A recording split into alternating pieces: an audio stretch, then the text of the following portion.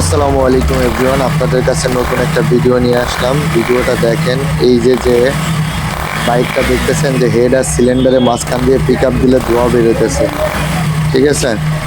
তো এটার কারণ হলো কি, আমার এক মিস্ত্রি ভাই কাজ করছে, আপনারা দেখলে অনেকে বুঝবেন, কারণ আমার আইডিতেও অনেক মিস্ত্রি অ্যাড আছে।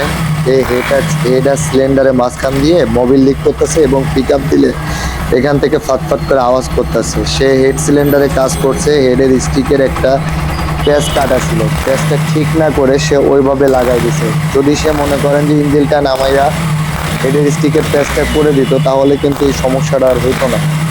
তো লোকটা অনেক টাকা খরচ করছে, নিজের বন্ধুর কাছ থেকে কাজ করাইছে, বন্ধুই কাজ করছে, কাজ করার পরে তার এই অবস্থা। এখন দেখেন হেডার সিলিন্ডার মাঝখান থেকে ধোঁয়া বাইরেতেছে। এটার জন্য আমাকে যেটা করতে হবে, পুনরায় আবার ইঞ্জিন খুলে ইঞ্জিনটা নিচে নামাইতে হবে, নামাইয়ে ইঞ্জিনটা লেদে নিতে হবে, লেদে নিয়ে কাজ করায় আনতে হবে।